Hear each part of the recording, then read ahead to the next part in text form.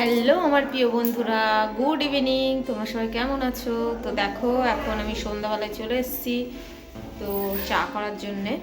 আর চা করে নিচ্ছি, আর এখানে দুধ জাল দিয়ে নিচ্ছি। তো চলো তোমাদের দেখিয়ে দিই। এই দেখো, এখানে মটর ভিজিয়ে রেখেছি, তো এখন সিদ্ধ করতে দিয়ে দেবো।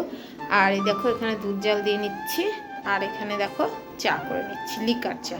তো দুধ চা করে নেবো, তোমাদের দাদাভাইকে একটু দুধ চা দেবো। তো চাটা ফুটে গেলে দুধ দিয়ে দেবো। এখানে দুধ জাল হচ্ছে, তো চলো মটরগুলো এর মধ্যে দিয়ে দিই।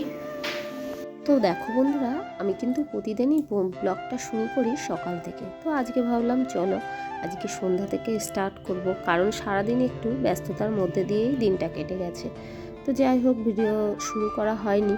তো ভাবলাম চলো বন্ধুদের সঙ্গে একটু কথা না বললে হয়। তো ওই জন্যই কিন্তু আমি আজকে সন্ধ্যা থেকেই ভিডিওটা স্টার্ট করলাম। তো দেখো, আজকে রাত্রেবেলায় মেনুটা একটু অন্যরকম।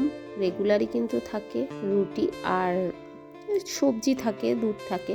তো ভাবলাম চলো আজকে একটু অন্যরকম মেনুটা করি। তো দেখো, তোমাদের দাদাভাই নিয়ে এসেছিলো মটর। তো রাত্রেই ভিজিয়ে রেখেছিলাম, কালকে রাত্রে। তো আজকে রাত্রে কিন্তু এটা করব। তো এখন রাত বলতে সন্ধ্যা। তো দেখো, মটরটা কিন্তু সিদ্ধ করার জন্য আমি প্রেশার কুকারে বসিয়ে দিলাম।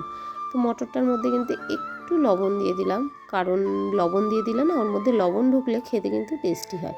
আর এদিকে দেখো, দুধও জাল দিয়ে নিচ্ছি, আবার এদিকে চাও করে নিচ্ছি। তো ভাবলাম চলো চা করতে করতে মটরটা যদি সিদ্ধ করে রেখে দিই, তো একটু কাজটা একটু এগিয়ে যাবে। ওই জন্যে কিন্তু মটরটা আমি বসিয়ে দিয়ে এদিকে চা খেয়ে নেবো, আর তোমাদের দাদাভাইকেও চা দিয়ে দেবো। কেউই চা খাওয়া হয়নি আমাদের। তো আমরা লিকার চাটা ছেঁকে নিয়ে তারপরে কিন্তু দুধ চা করে নেব তোমাদের দাদা ভাইয়ের জন্য। তো চলো চাটা খেয়ে নিয়ে আবার লুচি আর ঘুগনি করব। তো দেখো, তো চা কিন্তু আমার কমপ্লিট হয়ে গেছে। আর তোমাদের দাদা ভাই যেহেতু আজকে দুপুরবেলায় সেইভাবে কিছু খায়নি, তো তো খিদে পেয়ে গেছে, যেহেতু ডিউটিতে গেছিলো। তো বাড়িতে এসেও সেইভাবে কিছুই খায়নি, তো বললো একটু রুটি খাবে। তো আমি দুটো রুটি বানিয়ে চায়ের সঙ্গে তোমাদের দাদাভাইকে দিয়ে দিলাম। তোমাদের দাদাভাইয়ের সন্ধ্যার টিফিনটা হয়ে গেল। আর এদিকে দেখো, আমি সমস্ত কিছু কিন্তু গুছিয়ে নিয়েছি।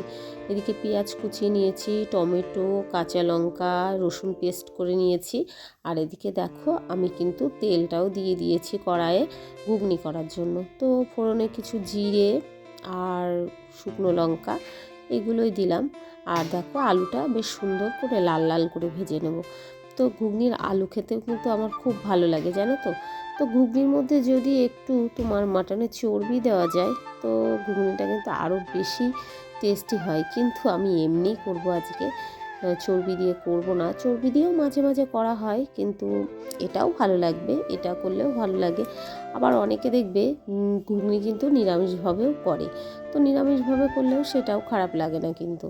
তো যাই হোক, ঘুগনি কিন্তু আমার লুচি দিয়ে খাওয়ার থেকে এমনি যদি বাটিতে করে নিয়ে একটু পেঁয়াজ, শসা কুচি, চানাচুর এইগুলো দিয়ে খেতেও কিন্তু সন্ধ্যাবেলায় বেশ ভালোই লাগে কিন্তু।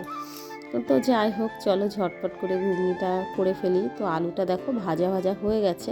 তো আলুটা ভাজা ভাজা পরে পেঁয়াজটা আমি দিয়ে দিলাম।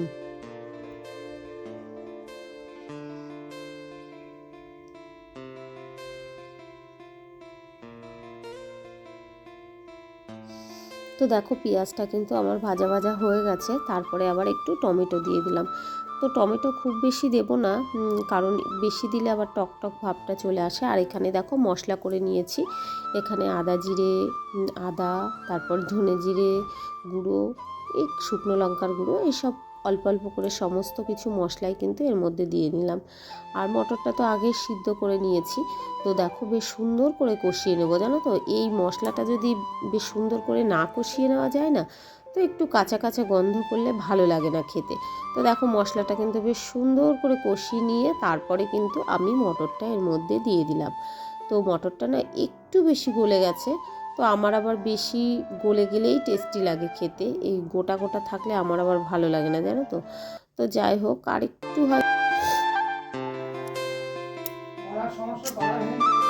চুপ কর চুপ কর।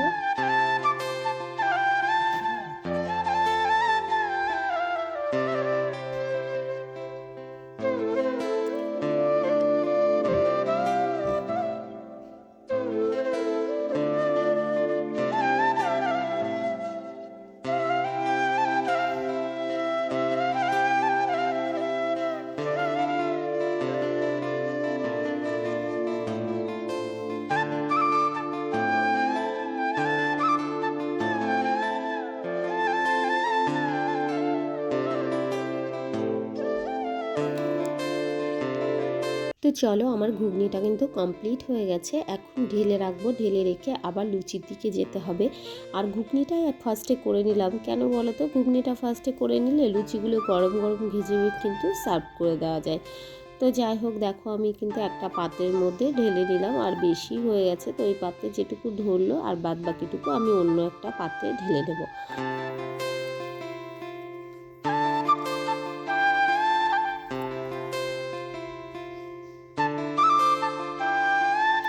এদিকে দেখো ময়দাটাও কিন্তু আবার মেখে নিচ্ছে, এটা মায় মেখে নিচ্ছে। আমার এমনি আটা ময়দা একটু মাখতে একটু আলস্য আছে, তো যাই হোক মা আছে যেহেতু মায় মেখে নিল। একটু ময়াম দিয়ে নিয়েছিলাম প্রথমে, ময়াম দিয়ে নিয়ে কিছু সময় রেখে দিয়েছিলাম, তারপরে কিন্তু বেশ ভালো করে চটকে নিয়ে তারপরে দেখো লুচি করতেও লেগে গেছি।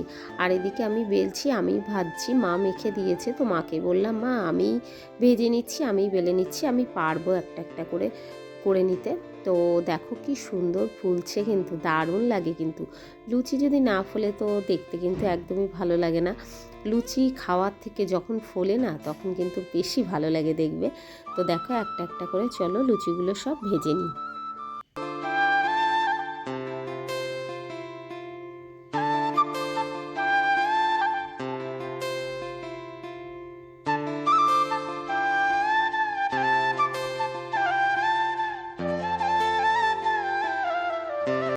তো দেখো সব লুচিগুলোই কিন্তু আমার ফুলেছিল, তো শেষের দিকে একটা দুটো একটু হয়েছিল। আর এদিকে দেখো মাম্মাম চলে এসেছে, মাম্মাম তো জানোই কি দুষ্টু, তো ও রান্নাঘরে আসলেই কিন্তু চলে আসবে। আর আমি বলছিলাম মাম্মাম এখানে এসো না, যেহেতু কড়াইয়ে তেল আছে, রুটি করার দিন কিন্তু অসুবিধা হয় না, কারণ এটা একটা তেলের ব্যাপার, তেল কিন্তু গায়ে যখন তখন পড়ে যেতে পারে। তো যাই হোক দেখো আমার লুচিগুলো কিন্তু ভাজা কমপ্লিট হয়ে গেছে। তো চলো সবাইকে খেতে দিয়ে দিই। আর ভিডিওটা এই পর্যন্তই, ভালো লাগলে লাইক কমেন্ট শেয়ার করে আমার পাশে থেকো আর সাপোর্ট করো। Good night, tata.